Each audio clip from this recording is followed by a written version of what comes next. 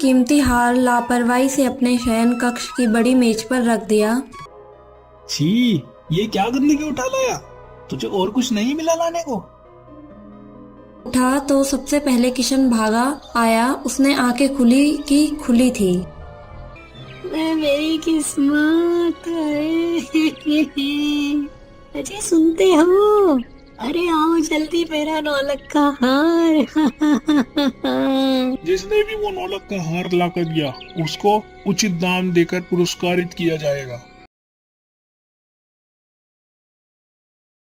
धर्मपाल के आदमी तुरंत गांव में ढोल लेकर निकले। वह हर गली नुक्कड़ पर रुकते हुए और जोर से मुनादी करते, सुनो सुनो सुनो, ए गांव वालों सुनो, सभी कान खोल कर सुनो। जमींदार साहब का बेशकीमती नौलख का हार गायब हो गया है। जो कोई भी उस हार को ईमानदारी से लौटाएगा उसके मुंह मांगा इनाम दिया जाएगा।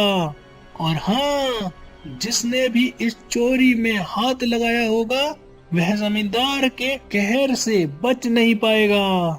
सुनो सुनो सुनो।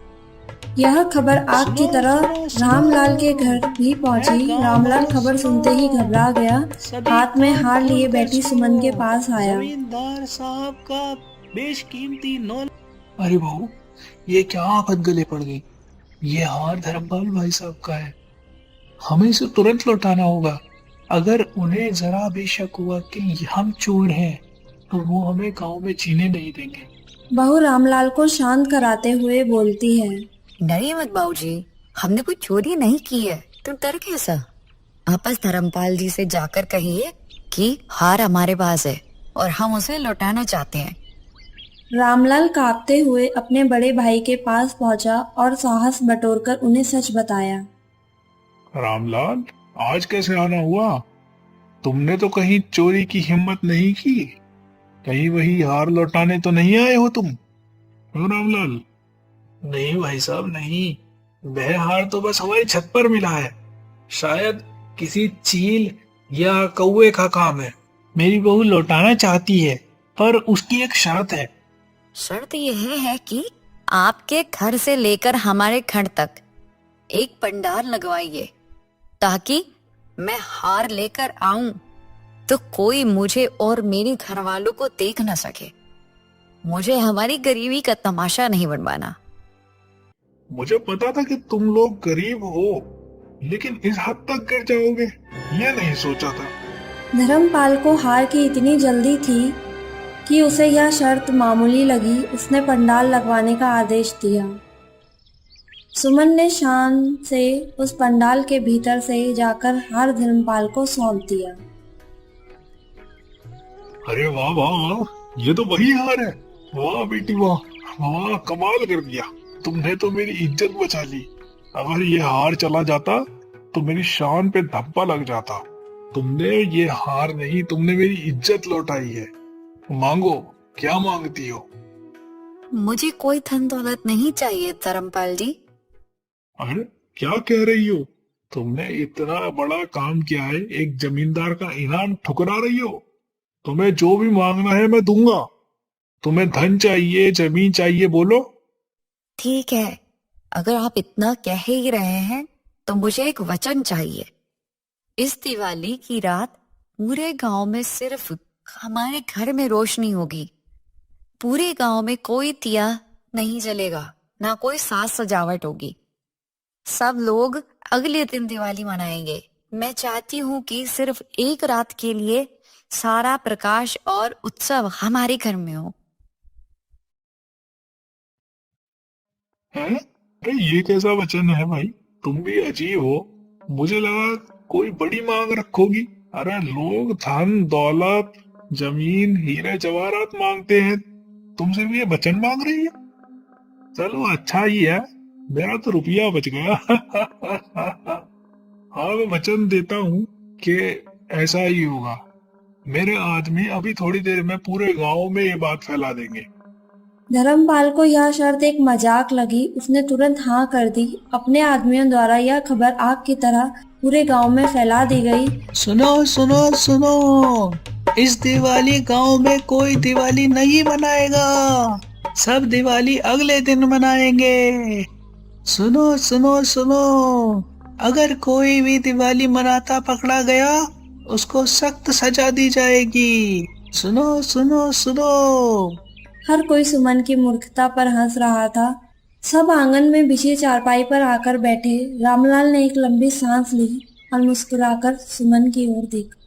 बहू, आज तुमने जो किया उससे हमें मान मिला है। अब बताओ अंदर क्या क्या हुआ, जमींदार ने क्या कहा, और तुमने सच में कुछ नहीं मांगा? हाँ भाभी, जमींदार साहब का क्या हाल था? हार पाकर कितने खुश हुए होंगे ना। हाँ, धर्मपाल तो हार पाकर बहुत खुश हो गए थे बाबूजी। पहले तो गुस्सा हुए, पर जब मैंने उन्हें हार दिया तो उनकी इज्जत बच गई। कहने लगे, ये तुमने मेरी इज्जत बचा ली। और कह रहे थे, मांगो जो मांगना है, हीरे जवाहरात, सोना चांदी, जमीन। मुझे बहुत दौलत देने की बातें कर रहे थे वो। तो आपने क्यों ठुकरा दी भाभी?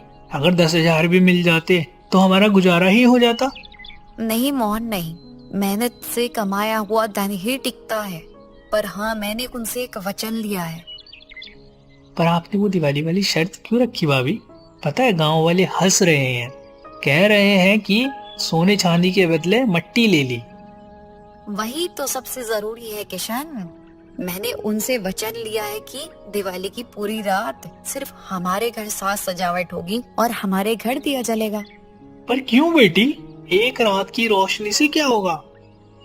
अरे बाबूजी, हम परसों से कहते आ रहे हैं ना कि लक्ष्मी जी हमारे घर नहीं आती। अब लक्ष्मी जी भी आएंगी, प्रकाश भी रहेगा और हमारा घर भी जगमगा उठेगा। क्योंकि लक्ष्मी जी कहाँ जाती हैं? जहाँ प्रकाश होता है। जब प्रकाश पूरी रात हमारे घर होगा और पूरा गांव अंधकार में डूबा होगा, तो लक्ष्मी जी कहाँ जाएंगी? तो क्या आज रात लक्ष्मी जी सच में हमारे घर आएंगी भाभी? अगर हमारी मेहनत सच्ची है तो उन्हें आना ही पड़ेगा, इसलिए हमें तैयार रहना होगा। अब सुनो, मैंने दरवाजे के लिए कुछ योजना बनाई है। सुनो, तुम दोनों दरवाजे के भीतर और तुम दो दरवाजे के बाहर खड़े रहोगे। ससुर जी, आप भी दरवाजे के भीतर खड़े रहेंगे और मेरी बिना मर्जी के ना कोई अंदर आएगा और ना ही अंदर से कोई बाहर जाएगा। Is that clear? हाँ बेटी, हाँ जी भाभी। वह रात आ गई। दिवाली की रात गांव में घना उदास अंधकार पसरा था। इस अंधकार के बीच रामलाल की छोटी सी झोपड़ी सुमन की मेहनत और संकल्प की रोशनी से जगमगा रही थी। सुमन ने अपने परिवार के सदस्य को उनके निर्धारित स्थान पर तैनात किया। जब रात गहराई और गांव की गलियां पूरी तरह से अंधेरे में डूब गई, तब धन की देवी माता लक्ष्मी पृथ्वी पर आई। उन्होंने देखा कि गांव की हर गली अंधकार में है। जब लक्ष्मी जी ने झोपड़ी में प्रवेश करना चाहा, तो बाहर खड़े गोपाल और मोहन ने तुरंत उन्हें विनम्रता से हाथ जोड़कर रोक दिया। क्षमा करे देवी, हमारी भाभी ने सख्त मना किया है। बिना उनकी अनुमति के हम आपको अंदर नहीं जाने दे सकते। मैं लक्ष्मी हूँ और मैं तुम्हारी कुटिया में आना चाहती हूँ, तो तुम मना कर रहे हो? क्षमा करे देवी, मैं अभी जाकर भाभी से पूछ कर आता हूँ। सुमन ने उनसे लक्ष्मी जी को स्थायी वास देने का वचन लेने को कहा। मैं वचन देती हूँ कि मैं इस घर को छोड़कर कभी वापस नहीं जाऊंगी। जैसे ही लक्ष्मी जी भीतर प्रवेश किया, उनके दिव्य प्रकाश से रामलाल का घर भर गया। ठीक उसी क्षण घर के कोने में वर्षों से बैठी दरिद्रता तेजी से भागने लगी। दरवाजे पर खड़े रामलाल, सोहन व किशन ने उन्हें मिलकर घेर लिया। अरे अरे अरे, तुम कौन? कहाँ भागे चले जा रहे हो? हम तुम्हें बिना पूछे जाने नहीं दे सकते। मैं दरिद्रता हूँ, अब लक्ष्मी जी आ गई है, मुझे जाना ही होगा। हम तुम्हें ऐसे कैसे जाने दें? हमारी बहू ने जाने को मना किया है।